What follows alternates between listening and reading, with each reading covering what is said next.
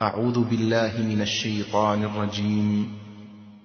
قل هذه سبيلي أدعو إلى الله على بصيرة أنا ومن اتبعني وسبحان الله وما أنا من المشركين.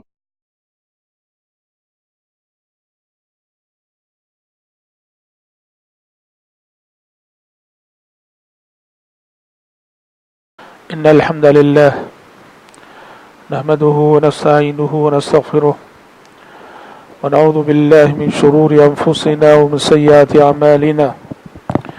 من يهده الله فلا مضل له ومن يضلل فلا هادي له، وأشهد أن لا إله إلا الله وحده لا شريك له، وأشهد أن محمدا عبده ورسوله. يا أيها الذين آمنوا اتقوا الله حق تقاته ولا تموتن إلا وأنتم مسلمون. يا أيها الناس اتقوا ربكم الذي خلقكم من نفس واحدة وخلق منها زوجها وبث منهما رجالا كثيرا ونساء، واتقوا الله الذي تساءلون به والأرحام إن الله كان عليكم رقيبا. يا أيها الذين آمنوا اتقوا الله وقولوا قولا سديدا يصلح لكم أعمالكم ويغفر لكم ذنوبكم، ومن يطع الله ورسوله فقد فاز فوزا عظيما. أما بعد، فإن خير الحديث كتاب الله، وخير الهدي هدي محمد صلى الله عليه وسلم، وشر الأمور محدثاتها، وكل محدثة بدعة، وكل بدعة ضلالة، وكل ضلالة في النار. أعوذ بالله السميع العليم من الشيطان الرجيم من همزه ونفخه ونفسه. اتل ما أوحي إليك من الكتاب وأقم الصلاة إن الصلاة تنهى عن الفحشاء والمنكر ولذكر الله أكبر والله يعلم ما تصنعون. حضرات، ابھی میں نے خطبہ مسنونہ کے بعد آپ کے روبرو قرآن مجید کی ایک آیت تلاوت کی ہے، جس میں اللہ تبارک و تعالیٰ نے پیارے نبی صلی اللہ علیہ وسلم سے مخاطب ہو کے ارشاد فرمایا کہ اتلو ما اوحی الیک من الکتاب واقم الصلاة، کہ اے پیغمبر، جس کتاب کی وحی آپ کے پاس آ رہی ہے اس کتاب کی اور اس وحی کی تلاوت کرتے رہیے، واقم الصلاة، اور نماز قائم کیجیے، کہ ان الصلاة تنہی عن الفحشاء والمنکر، یقیناً نماز بے حیائی اور برائی کے کاموں سے روکتی ہے، ولذکر اللہ اکبر، اور اللہ تعالیٰ کا ذکر یہ بہت بڑی بات ہے، واللہ یعلم ما تصنعون، اور جو کچھ تم کرتے ہو اللہ تعالیٰ ان تمہارے اعمال کو خوب جانتا ہے۔ اس آیت میں جہاں بہت ساری باتیں بتائی گئی ہیں، وہیں ایک اہم بات اللہ تبارک و تعالیٰ نے پیارے نبی سے مخاطب ہو کر نماز کے سلسلے میں ارشاد فرمائی، نماز کا حکم دیا، اور ساتھ ہی یہ بتایا کہ نماز سے انسانی زندگی پر کیا اثرات مرتب ہوتے ہیں۔ ان الصلاۃ تنہی عن الفحشاء والمنکر۔ حضرات، دین اسلام میں نماز کا مقام اور مرتبہ اور نماز کی عظمت و اہمیت ہم میں سے کسی سے مخفی نہیں ہے۔ ایمانیات کے بعد، توحید کے بعد دین میں اگر کسی چیز کا مقام ہے تو وہ نماز ہے۔ نماز رأس العبادات ہے، نماز ام العبادات ہے، نماز مقصد حیات ہے، اور نماز مقصد حیات ہے، مقصد زندگی ہے، اور بندگی کا سب سے عظیم مظہر ہے۔ اسی لیے قرآن مجید کہتا ہے کہ اس دنیا میں اللہ کے جتنے رسول آئے، پیغمبر آئے، تمام پیغمبروں اور تمام رسولوں کی شریعت میں نماز کا حکم ضرور رہا، طریقہ الگ الگ رہا، اوقات الگ الگ رہے، صفت الگ الگ رہی، پر نماز کی عبادت تو ہر نبی، ہر رسول اور ہر پیغمبر کی شریعت میں رہی۔ اللہ تبارک و تعالیٰ نے سورۃ الانبیاء میں جہاں پیغمبروں کا تذکرہ فرمایا، وہیں اللہ تبارک و تعالیٰ نے کہا وَأَوْحَيْنَا إِلَيْهِمْ فِعْلَ الْخَيْرَاتِ وَإِقَامَ الصَّلَاةِ وَإِيتَاءَ الزَّكَاةِ، کہ ان پیغمبروں کی جانب ہم نے بھلے کاموں کے کرنے، نماز قائم کرنے اور زکوٰۃ ادا کرنے کا حکم دیتے ہوئے وحی کی۔ حضرات، نماز بہت کچھ سکھاتی ہے۔ نماز یہ صرف چند ظاہری حرکتوں کا نام نہیں ہے. نماز کو اگر کما حقہ سمجھا جائے تو نماز یہ ظاہر کی بھی عبادت ہے, یہ باطن کی بھی عبادت ہے, یہ جسم کی بھی عبادت ہے, یہ روح کی بھی عبادت ہے, یہ فکر کی بھی عبادت ہے, یہ خیال کی بھی عبادت ہے, یہ دل کی بھی عبادت ہے, یہ دماغ کی بھی عبادت ہے.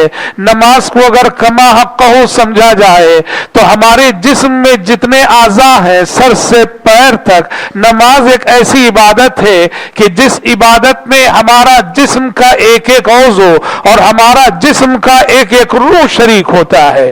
اور اگر حقیقت میں دیکھا جائے تو یہ تربیت کا ایک نظام ہے, نماز تربیت کا ایک سسٹم ہے. اللہ رب العالمین نماز کے ذریعے سے افراد کی تربیت کرتا ہے اور معاشرے کی تربیت کرتا ہے. قرآن مجید میں 2 مقامات ایسے ہیں کہ جہاں اللہ تبارک و تعالیٰ نے مومن کی کئی صفات کا تذکرہ کیا, اخلاقی صفات, مومن کی معاشرت, مومن کے معاملات, مومنانہ صفات کا تذکرہ کرتے ہوئے اللہ رب العالمین نے قرآن مجید میں 2 مقامات پر ان صفات کا آغاز بھی نماز سے کیا اور ان صفات کا اختتام بھی نماز سے کیا.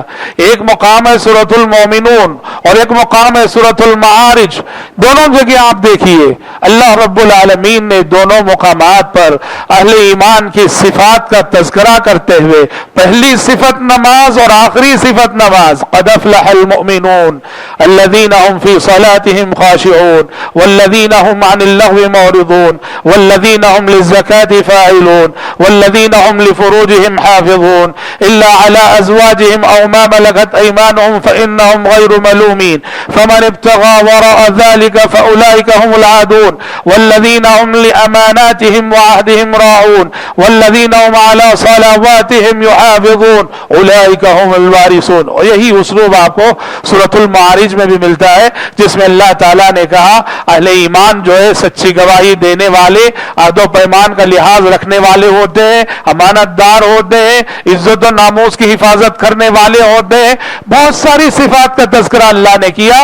اور طلب بات ہے ان صفات میں پہلی صفت نماز اور آخری صفت نماز, آغاز نماز سے اللہ نے کیا قد افلح المؤمنون الذين هم في صلاتهم خاشعون کہہ کر, اور اختتام بھی والذین هم علی صلواتهم یحافظون کہہ کر نماز پر اختتام کیا.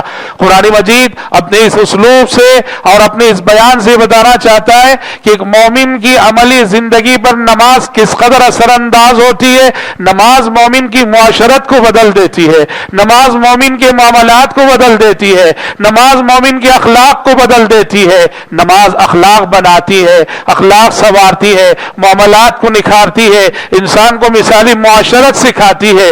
گویا یوں کہیے کہ قرآن مجید مجھے اور آپ کو یہ پیمانہ دے رہا ہے یہ جاننے کے لیے کہ واقعی ہماری نماز ہو رہی ہے یا نہیں. یہ اگر جاننا ہو تو اپنی معاشرت کو دیکھ لو, اپنے معاملات کو دیکھ لو اور اپنے اخلاق کو دیکھ لو.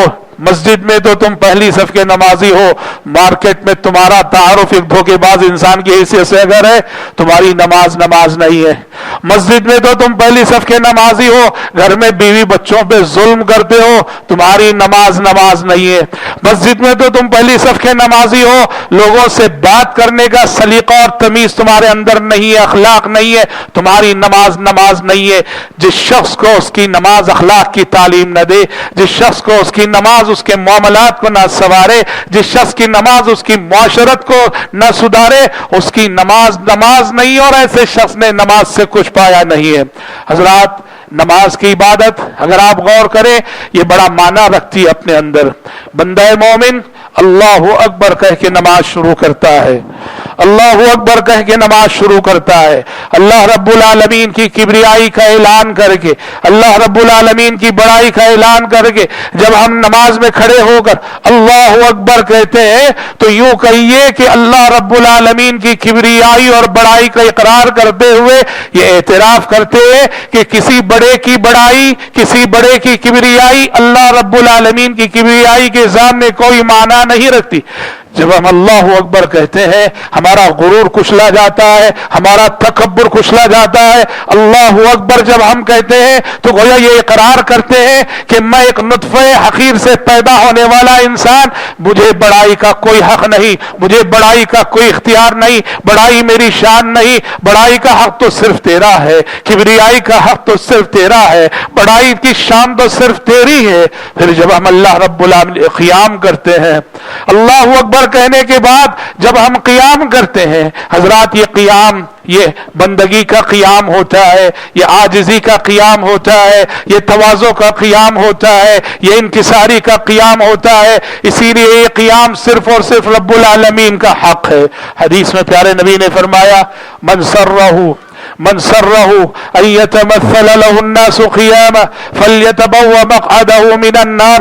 جس شخص کو یہ بات پسند ہو کہ لوگ اس کے سامنے ہاتھ جوڑ کر کھڑے رہیں, اس کے سامنے لوگ نہ بیٹھے, میرے سامنے کوئی بھی آئے وہ کھڑا رہے, ایسے شخص کو چاہیے کہ وہ جہنم میں اپنی جگہ تیار کر لے.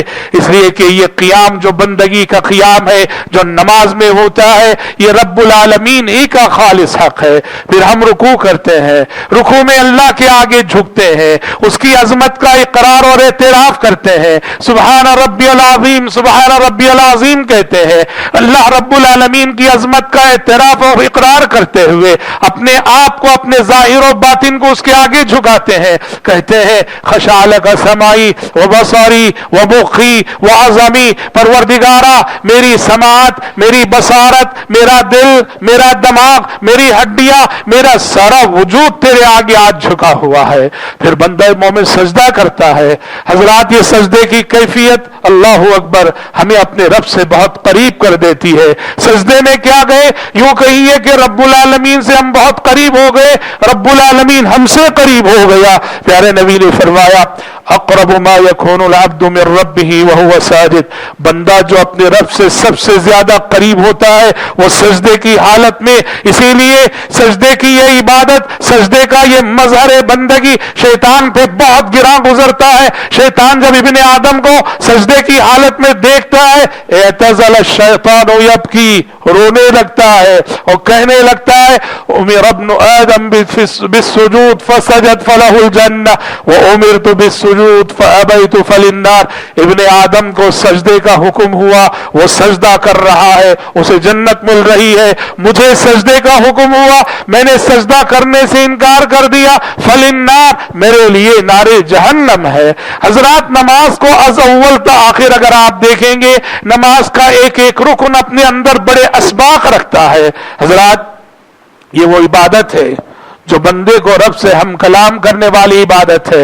ایک نمازی جب نماز پڑھتا ہے تو شریعت اس کی تفسیر کیا کرتی ہے, یہ نماز یاد رکھو یہ اللہ رب العالمین سے سمجھو تمہاری بات چیت ہو رہی ہے, رب العالمین سے تمہاری گفتگو ہو رہی ہے, رب العالمین سے تم ہم کلام ہو.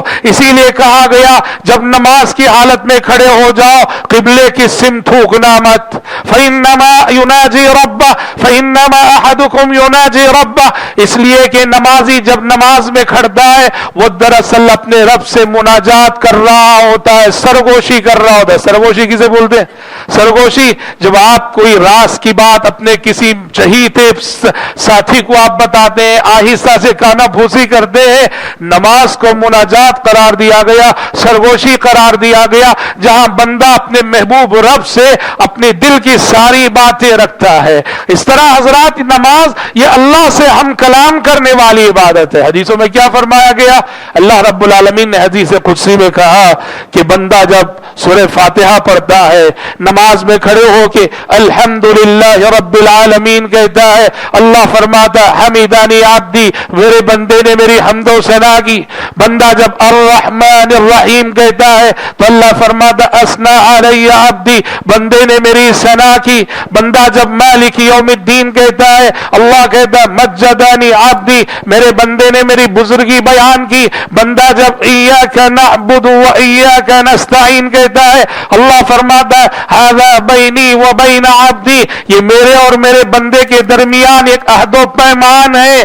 پھر بندہ جب اہدنا الصراط المستقیم صراط الذین انعمت علیہم غیر المغضوب علیہم ولا الضالین پڑھتا ہے، اللہ کہتا ہے ھذا لعبدی ولعبدی ما سأل، ہاں یہ میرے بندے کی ضرورت ہے، وہ مجھ سے ہدایت مانگ رہا ہے اور میرے بندے کی مراد میں پوری کروں گا، وہ جو مانگ رہا ہے وہ چیز میں اسے دے کر رہوں گا. اس طرح سے حضرات نماز کو اس نقطۂ نظر سے دیکھیے، یہ رب العالمین سے ہم کلام کرنے والی عبادت ہے.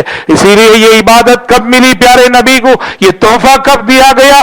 جب آپ معراج میں گئے، جبریل امین کا واسطہ بھی درمیان میں نہ تھا، ڈائریکٹ رب العالمین سے ہم کلام ہونے کا شرف، رب العالمین سے ہم کلام ہونے کی سعادت آپ کو حاصل ہوئی تھی. تو 5 وقت کی نمازوں کا تحفہ اس وقت دیا گیا تھا. اسی لیے کہا جاتا ہے کہ نماز بندہ مومن کی معراج ہے. حضرات نماز کی یہ عبادت ہمیں حشر کی عدالت کو یاد دلاتی ہے. کیسے یاد دلاتی ہے؟ جس طرح آج ہم نماز میں صف بستہ کھڑے ہو جاتے ہیں، یہ قیام حشر کی عدالت کے قیام کی یاد دلاتا ہے. علامہ ابن قیم رحمۃ اللہ علیہ فرماتے ہیں ان للعبد موقفین بین یدی ربہ، موقفا فی الدنیا وموقفا فی الآخرہ، فمن استقام موقفہ فی الدنیا استقام موقفہ فی الآخرہ. فرماتے ہیں بندے کو رب کے سامنے دو طرح کا قیام کرنا پڑتا ہے.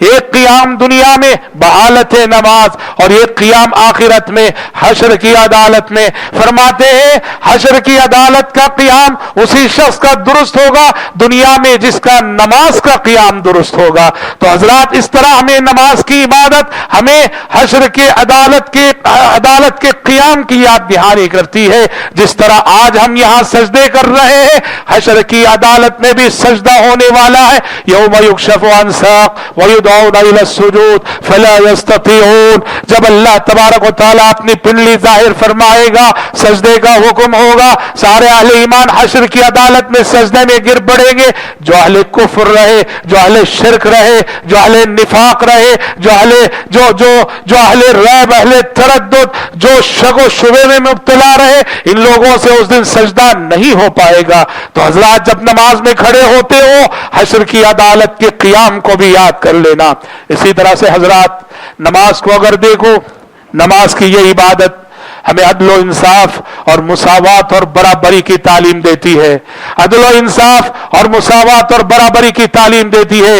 آپ مجھے بتاؤ دنیا کا کوئی اسٹیج ایسا ہے جو ایک امیر کو غریب سے اتنا قریب کرتا ہو جتنا کہ نماز کرتی ہے؟ دنیا کا کوئی اسٹیج ایسا نہیں جو معاشرے کے غریب کو ایک امیر اور مالدار سے اتنا قریب کرتا ہو جتنا کہ نماز کرتی ہے. مسجد سے باہر ہماری بہت ساری حیثیتیں ہوں گی، ہم مسجد سے باہر منصبدار ہوں گے، عہدیدار ہوں گے، تاجدار ہوں گے، مالدار ہوں گے، اور صاحب اثر و رسوخ ہوں گے، بہت کچھ ہوں گے. لیکن جب ہم مسجد میں داخل ہوتے ہیں اپنی ساری حیثیتیں بھلا کر، اپنی ساری حیثیتوں کو فراموش کر کے ایک حیثیت سے مسجد میں داخل ہوتے ہیں. ہم سب اللہ کے بندے ہیں، اس کی بندگی کے لیے آئے ہیں. ساری حیثیتوں کو بھلا کر مسجد ہی میں آپ کو دنیا میں یہ نظارہ دیکھنے کو ملے گا کہ بستی کا جو سب سے بڑا امیر ہے اور بستی کا جو سب سے بڑا غریب اور بھکاری ہے، دونوں ایک دوسرے کے سے لگے ہوئے، کاندھے سے کاندھا لگا ہوا، پیر سے پیر ملا ہوا، ایک امام کی آواز پہ اٹھ رہے ہیں، جھک رہے ہیں، کھڑے ہو رہے ہیں. یہ عدل و انصاف یہ صرف اور صرف مسجد اور نماز کی حالت میں دیکھنے کو ملے گا.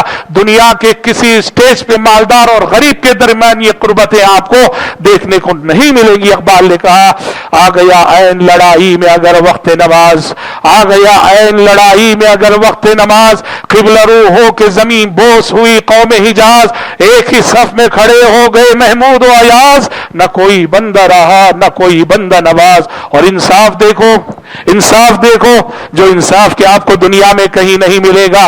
معاشرے کا سب سے غریب انسان اگر وہ پہلے آتا ہے امام کے پیچھے پہلی صف میں جگہ پاتا ہے, اور معاشرے کا سب سے امیر آخری میں آتا ہے, مسجد کی آخری صف میں وہ جگہ پائے گا. اللہ اکبر. یہ عدل, یہ انصاف, یہ صرف اور صرف آپ کو مسجد میں نظر آئے گا اور نماز کی عبادت میں آپ کو یہ انصاف نظر آئے گا. حضرات اسی طرح سے نماز کی یہ عبادت ہمیں اجتماعیت اور یونٹی کی تعلیم دیتی ہے, اجتماعیت اور یونٹی کی اہمیت کو یاد دلاتی ہے. نماز کی یہ عبادت مسلم امہ کو, مسلم قوم کو یونٹی اور اتحاد اور اتفاق کی اجتماعیت کی تعلیم دیتی ہے. ہم نے مؤذن کی اذان سنی اور گھر میں اکیلے نماز پڑھ لیے, کتنے خشوع خضوع سے ہم نے نماز پڑھی ہو, اکیلے جماعت چھوڑ کے پڑھی ہے, اپنی دکان میں, اپنے مکان میں, اپنے مارکیٹ میں ہم نے بغیر عذر کے اگر جماعت میں حاضری نہیں دی ہے, چاہے وہ نماز کتنی خشوع خضوع سے نہ پڑھی گئی ہو, مگر ہم نے نماز کا حق ادا نہیں کیا. نماز شریعت کی نظر میں تبھی نماز کہلاتی ہے جب حی علی الصلاح حی علی الفلاح کی آواز سننے والا مسجد میں حاضری دے کر باجماعت ادا کرتا ہے. جب تک نماز جماعت کے ساتھ پڑھی نہیں جاتی تب تک نماز نہیں ہوتی. نماز کو جماعت کے ساتھ پڑھنا جو لازم قرار دیا گیا ہے اس میں بڑی حکمتیں ہیں. اجتماعیت, امیر کی اطاعت, کس طرح ایک امام کی اللہ اکبر کہنے پہ سب جھکتے ہیں, سمیع اللہ لمن حمدہ کہنے پہ سب اٹھتے ہیں, اور اللہ اکبر کہنے پہ سب سجدے میں جاتے ہیں, اللہ اکبر کہنے پہ سجدے سے سر اٹھاتے ہیں, السلام علیکم ورحمۃ اللہ کہنے پہ نماز سے فارغ ہوتے ہیں. یہ چیز ہم سب کو اپنی قومی زندگی میں, جماعتی زندگی میں امیر کی اطاعت کا پیغام دیتی ہے, امیر کی اطاعت کی تعلیم دیتی ہے کہ مسلمان جہاں بھی رہے ان کا ایک امیر ہونا چاہیے, اور عامت المسلمین کو اپنے امیر کی, اپنے ذمہ داروں کی اطاعت کرنی چاہیے. وہی حضرات نماز ایک دوسرے سے ہمدردی, غمخواری کا پیغام بھی دیتی ہے. جو جماعتی نظام ہے, جو جماعتی نظم ہے, پیارے نبی دیکھیے سلام پھیرتے تھے, سلام پھیرنے کے بعد آپ قبلہ رو ہو کر بیٹھنے کے بجائے آپ مصلیوں کی جانب متوجہ ہوتے تھے, نمازیوں کی جانب متوجہ ہوتے تھے. حالانکہ نماز کے بعد کا وقت, سلام پھیرنے کے بعد کا وقت دعاؤں کا وقت ہوتا ہے, اور دعا کے آداب میں سے قبلہ رو ہونا ہے. پیارے نبی صلی اللہ علیہ وسلم قبلہ رو ہو کر دعا کرنے کے بجائے, قبلہ رو ہو کر ذکر کرنے کے بجائے سلام پھیرنے کے بعد نمازیوں کی جانب متوجہ ہوتے. کیوں؟ آپ سب کی خبر لیتے تھے, سب کے چہرے دیکھتے تھے, کون آیا ہے, کون نہیں ہے, کون حاضر ہے, کون غائب ہے, اور غائب ہے تو کس لیے غائب ہے. اسی سے آپ کو پتا چلتا, ہاں فلاں بیمار ہے, فلاں مریض ہے, فلاں کے پاس کوئی عذر ہے, فلاں کے پاس کوئی پریشانی ہے. مسجد خبر دیتی کہ کن افراد کے پاس کیا مجبوریاں ہیں, مسجد خبر دیتی کہ کن افراد کے پاس کیا پریشانیاں. اس طرح حضرات نماز ہم سب کو اجتماعی زندگی میں جڑنے کا, اجتماعیت کا, اتحاد کا, اتفاق کا, ہمدردی کا, غمگساری کا سبق دیتی ہے. اسی طرح سے حضرات نماز ہم سب کو ٹائم مینجمنٹ کا سبق پڑھاتی ہے کہ مسلمانوں کو چاہیے, اہل ایمان کو چاہیے زندگی میں وقت کی قدر کرے اور ہر کام کو اس کے وقت پہ کیا کرے, ہر کام کو اس کے وقت پہ کیا کرے. آپ دیکھیے صرف نماز نہیں, ہماری ساری عبادتیں اور خصوصاً نماز اللہ رب العالمین نے اوقات کے ساتھ مربوط کر دیا ہے, نماز کو اوقات کے ساتھ جوڑ دیا ہے. آپ کی فجر تبھی فجر کہلائے گی جب آپ فجر صادق کے بعد اور طلوع آفتاب سے پہلے پڑھے. فجر صادق سے پہلے کوئی فجر پڑھ لے اس کی فجر نہیں ہوئی. آپ کی ظہر تبھی ظہر کہلائے گی جب آپ زوال آفتاب کے بعد پڑھے. آپ کی عصر تبھی عصر کہلائے گی جب آپ ہر چیز کا سایہ اس کے مثل ہونے کے بعد پڑھے. آپ کی مغرب تبھی مغرب کہلائے گی جب سورج ڈوبنے کے فوری بعد آپ پڑھے. آپ کی عشاء تبھی عشاء کہلائے گی جب شفق کے غائب ہونے کے بعد پڑھے. ان اوقات کو مس کر کے اگر کوئی پڑھے, کوئی رات کے 3 بجے اٹھ کے فجر پڑھے خشوع خضوع کے ساتھ اس کی فجر نہ ہوئی، کوئی صبح کے 10 بجے فجر پڑھے خشوع خضوع کے ساتھ اس کی فجر نہ ہوئی، کوئی صبح کے 11 بجے ظہر پڑھے اس کی ظہر نہ ہوئی، کوئی 1 بجے عصر پڑھے اس کی عصر نہ ہوئی، کوئی سورج ڈوبنے سے پہلے مغرب پڑھے اس کی مغرب نہ ہوئی۔ نماز تبھی نماز کہلاتی ہے شریعت کی نظر میں جب اس کے لیے مقرر شدہ وقت میں وہ ادا کی جائے۔ یہاں سے یہ نماز ہم سب کو یہ تعلیم دیتی ہے کہ زندگی میں ہر کام کو اس کے وقت پہ کرنا چاہیے، اور مسلمان وہ ہے، مومن وہ ہے جو زندگی میں وقت کی اہمیت اور وقت کی قدر و قیمت کو جانتا ہے اور ہر کام کو اس کے وقت پہ کرنے کا ہنر اور سلیقہ رکھتا ہے۔ افسوس کے ساتھ کہنا پڑتا ہے ان سب اسباب سے ہم بہت دور ہیں۔ وقت کو ضائع کرنے والی قوم ہم مسلمان ہیں، وقت کی ناقدری کرنے والی قوم ہم مسلمان ہیں، لغویات میں وقت کو بیکار کرنے والے لوگ ہم مسلمان۔ دنیا کی دوسری قومیں بھی کر رہی ہیں، لیکن ہم جو کتاب ہدایت اپنے پاس رکھتے ہیں اور یہ عبادات کا نظام اپنے پاس رکھتے ہیں، دن میں 5 ٹائم کی نماز پڑھتے ہیں جو وقت کی قدر و قیمت کو یاد دلاتی ہے، ان سب تعلیمات کو رکھتے ہوئے جب ہم زندگی کی ناقدری کرتے ہیں، وقت کی ناقدری کرتے ہیں، تو سوچو کہ کہاں ہم شریعت کی تعلیمات سے اور نماز سے جو کچھ سیکھنا ہے کہاں ہم سیکھ رہے ہیں۔ حضرات کہنا یہ ہے نماز کو اگر آپ جتنی گہرائی کے ساتھ دیکھیں گے، نماز بڑے اسباق اپنے اندر رکھتی ہے، زندگی میں ایک نظم سکھاتی ہے، ضبط سکھاتی ہے، ڈسپلن سکھاتی ہے۔ یہ جو صف بندی کا نظام ہے نا، صف بندی کے نظام پہ غور کر لو، سبحان اللہ کتنا یہ نظم و ضبط کا بہت بڑا مظہر ہے۔ مشہور ہے ایک مسلم دانشور یہ غیر مسلم کے ساتھ بیٹھے ہوئے ٹیلی ویژن پہ حرم مکی میں مطاف کا منظر دیکھ رہے تھے۔ مسلم دانشور کے ساتھ ان کا غیر مسلم دوست بیٹھا ہوا تھا، لاکھوں مسلمان بیت اللہ کا طواف کر رہے تھے۔ مسلمان دانشور نے اپنے اس دوست سے پوچھا بتاؤ یہ جو لاکھوں کا مجموعہ تم دیکھ رہے ہو ان کو اگر ایک نظم کے ساتھ ایک سلیقے کے ساتھ تمہیں کھڑا کرنا ہو لائن میں کتنا وقت لگے گا؟ اس نے کہا اتنا بڑا مجموعہ ان کو کھڑا کرنے کے لیے اس کے لیے تو 10-12 گھنٹے تو چاہیے۔ کہا کہ تھوڑا انتظار کرو کیونکہ ابھی اقامت ہونے والی تھی۔ جیسے ہی 1 منٹ بعد مؤذن حرم نے اقامت کہی تو یہ لاکھوں کا مجموعہ جو منتشر تھا، بکھرا ہوا تھا، طواف کر رہا تھا، عبادت کر رہا تھا، بیٹھا ہوا تھا، 1 منٹ کے اندر سارے کے سارے لوگ ایک نظم کے ساتھ حرم کے اطراف صف بندی کر کے راؤنڈ کھڑے ہو گئے اور حیران رہ گیا وہ غیر مسلم۔ کہا کہ 1 منٹ بھی نہیں لگا اس لاکھوں کے مجموعے کو ایک نظم کے ساتھ ایک ڈسپلن کے ساتھ کھڑے ہونے میں۔ سبحان اللہ اس نے اسلام کی عظمت کو مانا اور نماز کی عظمت کو اس نے تسلیم کیا کہ نماز کی شکل میں کیسا ڈسپلن اور کیسا نظم و ضبط تمہارے دین نے اور تمہاری شریعت نے تمہیں سکھایا ہے۔ حضرات یہ سب وہ معانی اور مفاہیم ہے جسے آج بہت سارے غیر مسلم سمجھتے بھی ہیں اور سراہتے بھی ہیں۔ ضرورت ہے کہ ہم مسلمان رہتے ہوئے ان چیزوں کو سمجھے۔ سب سے پہلے تو حضرات ان معانی اور مفاہیم سے پہلے زندگی میں نماز کا اہتمام کرنے کی ضرورت ہے۔ آج دیکھیے مسلمانوں میں نمازیوں کے مقابلے میں بے نمازیوں کی کثرت ہے۔ کسی بھی محلے کی بات کر لو آپ، کسی بھی گاؤں کی بات کر لو آپ، کسی بھی معاشرے کی بات کر لو آپ، ہر جگہ کا رزلٹ یہی نمازی کم اور بے نمازی زیادہ۔ اللہ اکبر، وہ نماز جس کی ادائیگی کو ایمان اور جس کے چھوڑنے کو کفر قرار دیا گیا۔ وَمَا كَانَ اللَّهُ لِيُضِيعَ ایمانکم، اللہ تمہاری ایمان کو ضائع نہیں کرے گا۔ یہاں بالاتفاق ایمان کی تفسیر نماز سے کی گئی ہے، یعنی اللہ تمہاری نمازوں کو ضائع نہیں کرے گا۔ نماز کے پڑھنے کو ایمان قرار دیا اور نماز کے چھوڑنے کو کفر قرار دیا، جیسے مشہور حدیث ہے۔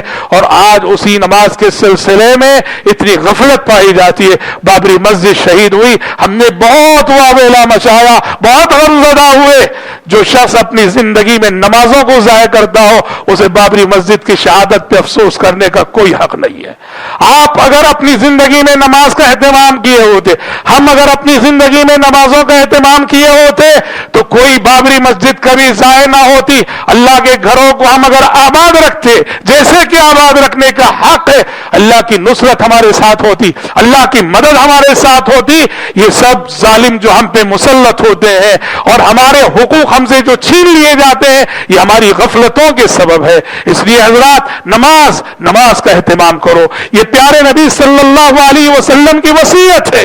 آپ نے فرمایا الصلاۃ وما ملکت ایمانکم, لوگوں نماز وما ملکت ایمانکم, اور تمہارے غلاموں اور لونڈیوں کا لحاظ رکھو. دنیا سے جاتے ہوئے, دنیا سے رخصت ہوئے, آپ کی زبان مبارک پہ جب آخری سانسیں چل رہی تھی اور گنتی کے چند بول آپ کی زندگی کے باقی رہ گئے تھے, آپ نے اپنی امت کو وصیت کے طور پہ جو زیادہ سفر ادا کیا وہ یہی الصلاۃ, نماز کا اہتمام کرو. اور حضرات قرآن مجید ایک بات یہ بھی کہتا ہے, ایک تعلیم یہ بھی دیتا ہے کہ نماز کو اس حیثیت سے بھی آزماؤ. تمہاری زندگی کے مسئلوں کا حل نماز ہے, تمہاری زندگی کی الجھنوں کا حل نماز ہے, تمہاری زندگی کی پریشانیوں کا حل نماز ہے, تمہاری انفرادی زندگی کی الجھنیں ہوں, اجتماعی زندگی کے مسائل ہوں, تمام کا حل نماز میں ہے. وَاسْتَعِينُوا بِالصَّبْرِ وَالصَّلَاةِ وَإِنَّهَا لَكَبِيرَةٌ إِلَّا عَلَى الْخَاشِعِينَ. نماز کے ذریعے مدد حاصل کرو اور صبر کے ذریعے مدد حاصل کرو. نماز اور صبر میں ایک رشتہ ہے. اس لیے حدیث میں بھی دیکھیے آپ نے فرمایا الصلاۃ نور والصبر ضیاء, نماز بھی روشنی ہے اور صبر بھی روشنی ہے. جس کی زندگی میں نماز اور صبر ہو وہ کبھی شکست نہیں کھا سکتا, وہ کبھی ہار نہیں سکتا, اور وہ ہر مشکل سے کامیابی کے ساتھ نکلے گا. ضرورت ہے اس بات کی کہ ہم نماز کے اندر پوشیدہ ان اسباق کو سمجھیں, ان دروس کو سمجھیں. دعا ہے رب العالمین سے کہ اللہ تعالیٰ مجھ کہنے والے کو اور آپ سننے والوں کو نماز کی اس اہم عبادت کا زندگی میں کما حق و اہتمام کرنے کی توفیق عطا فرمائے. اور نماز کے اندر جو اسباق مضمر ہے, پوشیدہ ہے, رب العالمین ان اسباق کو سمجھنے اور اپنی زندگی میں ان اسباق سے عبرت لینے کی توفیق عطا فرمائے. آمین ثم آمین. بارک اللہ لنا ولکم فی القرآن العظیم ونفعنا وإياكم بما فيه من الآيات والذكر الحكيم إنه تعالى جواد كريم ملك بر رؤوف رحيم رب حليم.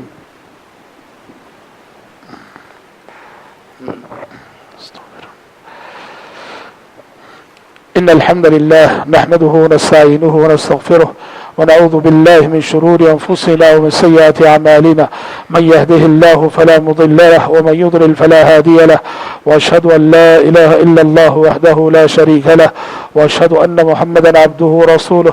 أما بعد فإن خير الحديث كتاب الله وخير الهدي هدي محمد صلى الله عليه وسلم, وشر الأمور محدثاتها وكل محدثة بدعة وكل بدعة ضلالة وكل ضلالة في النار. أعوذ بالله السميع العليم من الشيطان الرجيم. إن الله وملائكته يصلون على النبي يا أيها الذين آمنوا صلوا عليه وسلموا تسليما. اللهم صل على محمد وعلى آل محمد كما صليت على إبراهيم وعلى آل إبراهيم إنك حميد مجيد. اللهم بارك على محمد وعلى آل محمد كما باركت على إبراهيم وعلى آل إبراهيم إنك حميد مجيد. وصل على جميع الأنبياء والمرسلين والملائكة المقربين والخلفاء الراشدين. اللهم انصر من نصر دين محمد صلى الله عليه وسلم واجعلنا منهم آمين, واخذل من خذل دين محمد صلى الله عليه وسلم ولا تجعلنا منهم آمين. عباد الله رحمكم الله, إن الله يأمر بالعدل والإحسان وإيتاء ذي القربى وينهى عن الفحشاء والمنكر والبغي يعظكم لعلكم تذكرون. اذكروا الله يذكركم وادعوه يستجب لكم ولذكر الله أكبر والله يعلم ما تصنعون.